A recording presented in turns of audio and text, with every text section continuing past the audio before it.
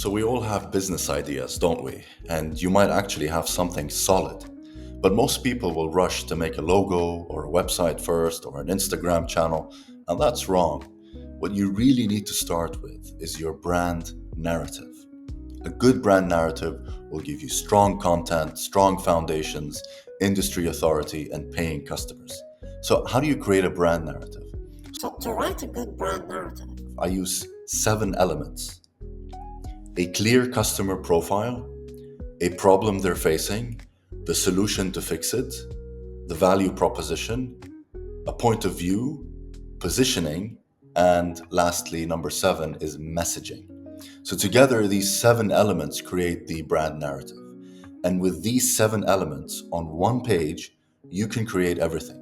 You can create your website, your LinkedIn posts, your ads, your presentations, everything. And it really needs to fit on one page, or you and your audience will get lost. So, point number 1 is a clear customer profile. And once you have, and you need one customer profile, because if you have many, the narrative will be too broad, it'll be unclear, it'll be messy.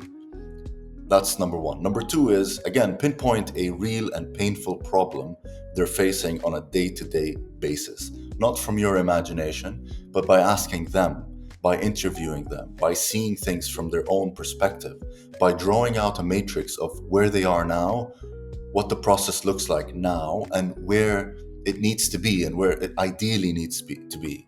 And this problem they have, this will become your enemy from now on. So, number 3 is the solution. Explaining how you fix this problem with the solution to what will take them from their current process to their ideal situation, and making it then impossible for them to say no to the solution, making you not even want to or need to sell it because it's so good. They would be intentionally stupid not to go for it. So, point number 4 is explain the transformation that will happen with your value proposition.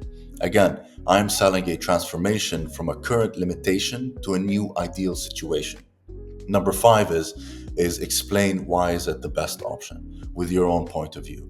And if you have multiple ways to solve the problem, you basically have a weak point of view, and that's bad. So number 6 is, now you have a unique positioning in the market. So how do you fix this problem differently than your competitors? That's positioning.